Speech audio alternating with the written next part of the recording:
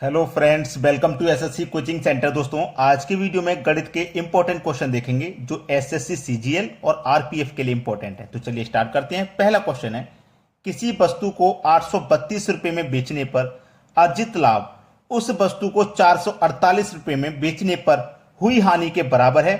यदि वस्तु को 10% हानि पर बेचा जाता है तो उसका विक्रय मूल्य क्या होगा। ऐसा सवाल कभी भी रहे जिसमें लाभ और हानि के बराबर है, यानी कि जो लाभ हुआ है और हानि के जो हानि हुई है वो क्या है, बराबर है। यानी कि हम 832 रुपए में बेचते हैं तो जो भी हमें लाभ होगा 448 रुपए में बेचने पर उसी वस्तु को हानि बराबर होगी। यानी कि आपको कॉस्ट प्राइस निकालना है। इस प्रश्न में आपके पास क्या है, दो सेलिंग प्राइस है। एक सेलिंग प्राइस ये है, दूसरा सेलिंग प्राइस ये है। दोनों सेलिंग प्राइस को आप जोड़ लोगे, 832 प्लस 448, दोनों को आप जोड़ के 2 से डिवाइड कर देना, आपका कॉस्ट प्राइस निकल के आ जाएगा। दोनों को जोड़ेंगे तो ये हो जाएगा 1280, 2 से डिवाइड कर दो, कितना आ गया 640। तो कॉस्ट प्राइस आ गया 640। अब आप इसे चेक भी कर सकते हैं, 640 आया। 640 की चीज को हम कितने बेच रहे हैं, 832 में बेच रहे हैं। और 640 की चीज को हम कितने बेच रहे हैं, 448 में बेच रहे हैं। तो देखिए 640 की चीज को जब हमने 832 में बेचा तो कितना ज्यादा में बेचा भाई, कितना ज्यादा में बेचा, घटा दो, 2 में से 0 जाएगा 2, ठीक है। 13 में से 4 जाएगा 9, 7 में से 1 जाएगा 6 जाएगा 1, 192 अधिक में बेचा। 640 की चीज को हमने 192 अधिक में बेचा। अब 640 की चीज को 448 में बेचने देखो तो 640 में से इसको घटाऊंगा तो 10 में से 8 जाएगा 2, 3 बचा, इधर से क्या ले लूंगा, 13 में से 4 जाएगा 9, 5 बचा, 5 में 4 जाएगा 1। समझ में आ गया, इधर भी 192 रुपया, इधर भी 192 रुपया। यानी कि वो वस्तु हमारी 640 रुपए की थी, हम उसे 192 अधिक में बेच रहे थे तो इतने में बेच रहे थे, और इतने कम में बेच रहे थे तो इतने में। तो ये दोनों लाभ और हानि बराबर है कि नहीं, लाभ 192 का है, हानि भी 192 की है, तो ये बराबर है। तो आप इस तरीके से चेक भी कर सकते हैं। तो हमारा कॉस्ट प्राइस कितना है, 640 रुपया। 640 रुपया हमारा कॉस्ट प्राइस है। अब उसने बोला है कि 10% की हानि पर बेचा जाए, तो 640 की चीज को 10 की हानि पे बेचेंगे, यानी कि 90% में बेचेंगे। परसेंट का मतलब बटे में 100। भाई 100% की कोई चीज होती है, अगर 100% की चीज को मैं 10 की कमी में बेचूंगा तो इसका मतलब 90% में बेचूंगा। तो देखो 2 जीरो से मैंने ये 2 जीरो काट दे, 9 का और 64 का मल्टीप्लाई कर दो, 9 चौक 36, कैरी का 3, 9 छिंग 54 और 3 जोड़ देंगे तो 57, यानी कि 576 आपके सवाल का बिल्कुल सही जवाब है, पहला ऑप्शन। क्लियर हो गया ना सभी को। अब देखते हैं अगला सवाल। अगला प्रश्न है, 35 की पावर 29 को 10 से भाग करें तो शेषफल क्या होगा। बहुत अच्छा सवाल है। देखिए आपने ये सवाल पहले से सीखा होगा, मैंने भी बताया है। अगर पावर सम है तो पावर 2 लेंगे या 4, और यदि पावर विषम है तो पावर 1 लेंगे या 3। लेकिन अगर मैं यहां पे 35 की पावर 1 लेता हूं तो 35 ही रहेगा। क्लियर है, किसी को कोई यहां तक दिक्कत तो होनी नहीं चाहिए, क्योंकि मेरी पावर जब विषम रहेगी, जब मेरी पावर विषम रहेगी तो मैं पावर सबसे पहले 1 लूंगा। तो 35 की पावर 1 लूंगा और इसमें क्या करूंगा, 10 से डिवाइड। तो 10 से अगर मैं डिवाइड करता हूं, 10 से 3 बार में 30 कट जाएगा। 35 में से जब 30 कट जाएगा तो 35 में से 30 कट गया, इसे हटाओ। 35 में से 30 कट गया ना, 10 त्रिक का 30, 35 में से 30 कट गया 3 बार में, तो बचा क्या, 5। शेष फल पूछ रहा था, क्या शेष बचेगा, 5 शेष बचेगा। सी ऑप्शन सही हो जाएगा। एक दूसरा तरीका भी है इसको करने का। दूसरा तरीका क्या है, देखो 35 है, ये 35 की पावर 29 है, इसमें से एक 35 बाहर निकाल लो तो ये क्या हो जाएगा, 35 की पावर 28 हो जाएगा। एक 35 की पावर मैंने अलग बाहर निकाल ली तो 35 की पावर 28 बचा। डिवाइड कितने से करना है, 10 से करना है।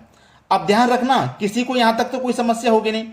5 से कटाया 2 बार में, 5 से कटाया 7 बार में, ठीक है, इतना क्लियर हो गया। अब इस 2 से देखो मैं 7 में डिवाइड दूंगा तो 2 त्रिक का 6 कट जाएगा, एक शेषफल बचेगा। इस 2 से इसमें डिवाइड दूंगा, भाई इस 2 से जब इसमें डिवाइड दूंगा तो 35 में, यहां मैंने 7 में दिया, 6 तक कट गया, यहां 35 में दूंगा 34 तक कट जाएगा, यहां भी 1 बचेगा। 1 गुने 1 1 हो गया, तो शेषफल 1 तो मिलेगा नहीं, 1 नहीं मिलेगा। लेकिन ये जो 1 आया है इसमें 5 से मल्टीप्लाई डिवाइड कर, देखो यहां मैंने 5 से काटा था ना, तो जिस संख्या से आप काटते हो उस संख्या से यहां मल्टीप्लाई करना होता है, तब आपका आंसर आता है सही। तो जो तरीका आपको बेस्ट लगे आप उससे कर लीजिए, ये वाला या फिर ये वाला। अब देखते हैं अगला सवाल। अगला प्रश्न है, एक त्रिभुज में यदि कोणों का अनुपात 1, 2, 3 है तो संगत भुजाओं का अनुपात क्या है? संगत भुजाओं का अनुपात पूछा है, जिसमें यहां पहले से मैंने सारी चीजें लिखी हुई हैं। ये मेरा ट्राइंगल है जिसमें से 30 डिग्री के सामने वाली 1 यूनिट होती है, 90 डिग्री के सामने वाली 2 यूनिट होती है और 60 डिग्री के सामने वाली भुजा √3 यूनिट होती है। यह बात सभी को क्लियर है? यहां तक किसी कोई दिक्कत नहीं। अब ये मेरा सबसे छोटा अनुपात है, इससे बड़ा अनुपात ये, और ये सबसे बड़ा अनुपात ये। क्लियर ना? तो सबसे छोटा अनुपात मेरा क्या है? 30, जिसके सामने क्या मिलेगा आपको? 1 यूनिट मिलेगा। इससे बड़ा मेरा क्या है? 60 डिग्री का कोण, इसके सामने आपको √3 यूनिट मिलेगा। तो सबसे छोटा मेरे पास क्या है? 30, उसके बाद में मेरे पास क्या है? 60, और सबसे बड़ा है 90। तो देखिए सबसे छोटे के सामने क्या है? 1 यूनिट, उसके बड़े के सामने क्या है? √3 यूनिट, और सबसे बड़े के सामने क्या है? 2 यूनिट। अब देखो ये किस ऑप्शन में मिल रहा है आपको? मुझे पहले ऑप्शन में मिल गया। ये बिल्कुल सही जवाब है, आसानी से कर पाओगे इन सवालों को, कभी दिक्कत नहीं आएगी। अब देखते हैं अगला सवाल।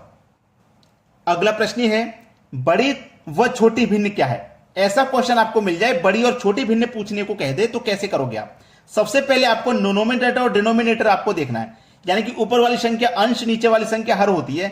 इनमें सबसे पहले आपको यह देखना है कि ऊपर वाली संख्या अगर नीचे वाली संख्या से बड़ी है तो वो पूरी संख्या बड़ी मिलेगी। जैसे मैंने यहां देखा 15/16 में ऊपर वाली संख्या छोटी है, 11/12 में ऊपर वाली संख्या छोटी है, 7/8 में ऊपर वाली संख्या छोटी है, लेकिन 8/3 में ऊपर वाली छोटी नहीं है। तो आपको हमेशा याद रखना है कि कभी भी ऐसी फ्रैक्शन आ जाए जिसमें ऊपर वाली संख्या बड़ी है नीचे से, तो ये आपकी बड़ी भिन्न हो गई, ये छोटी नहीं हो सकती। इन सभी से ये बड़ी हो जाएगी।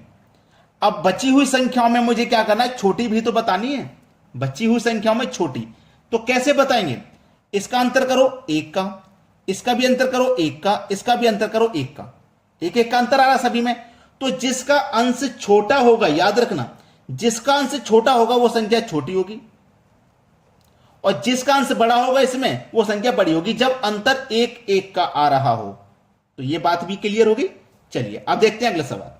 अगला प्रश्न है, यह प्रश्न आपने बहुत बार एग्जाम में देखा होगा। अगर मैं आपसे कहूं केवल 30 सेकंड में बनाना है, 30 नहीं केवल 3 सेकंड में बनाना है, तो क्या आपकी तैयारी है कि आप 3 सेकंड में से बना दो? देखो कैसे बनाओगे। ऐसा सवाल कभी भी मिल जाए, ऊपर प्लस रहेगा नीचे माइनस, फिर इसका अपोजिट रहेगा, सामने ऊपर प्लस है नीचे माइनस, इसका अपोजिट हो जाएगा ऊपर माइनस नीचे प्लस, संख्याएं वही रहेंगी, संख्याएं वही रहेंगी, अपोजिट हो जाएगा केवल। तो इस प्रश्न में क्या करना है? ये जो बीच में साइन है ना, ये इंपॉर्टेंट होता है। ये बीच में प्लस आ रहा है या माइनस आ रहा है, ये इंपॉर्टेंट होता है। अगर बीच में ये प्लस आ जाए तो क्या करना है? 5 + 3 कितना हो जाएगा भैया? 8। 5 + 3 कितना हो जाएगा? 8। दोनों को जोड़ना है, इसको भी जोड़ लो, इसको भी जोड़ लो। जब बीच में प्लस हो इसको भी जोड़ लो, इसको भी जोड़ लो। ठीक है, जोड़ के क्या करना है? दोनों के अंतर से 5 और 3 का अंतर क्या होगा? 2, अंतर से डिवाइड कर देना है। 8 और 8 16, 2 से कर दो डिवाइड, आंसर आ जाएगा 8। आंसर आ जाएगा 8। पहला ऑप्शन सही जवाब है। अब इसी के आधार पर मैं आपको एक सवाल देता हूं, उसे देख लीजिए। अगला प्रश्न देखते हैं। अगला प्रश्न है, इस प्रश्न को मैं कराऊंगा नहीं, होमवर्क के लिए कराऊंगा, होमवर्क के लिए दूंगा, लेकिन इसका हिंट मैं आपको बता दूंगा ये कैसे करना है। इसका हिंट बता देता हूं। चलिए हिंट क्या है?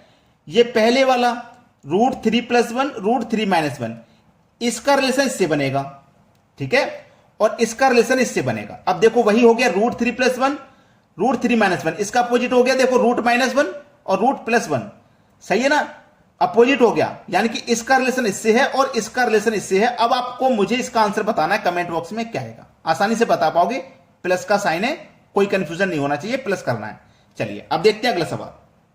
अगला प्रश्न है, √98 - √32 बराबर क्या? देखिएगा ऐसा प्रश्न बहुत आता है एग्जाम में, करते कैसे हैं सीख लीजिए। 98 को आप क्या लिख सकते हो?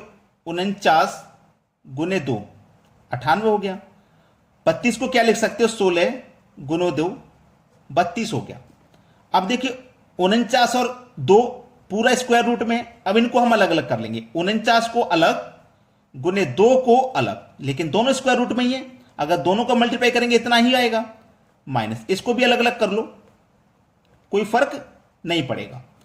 अब देखो 49 का स्क्वायर रूट 7, 7√2 माइनस 16 का स्क्वायर रूट 4, 4√2।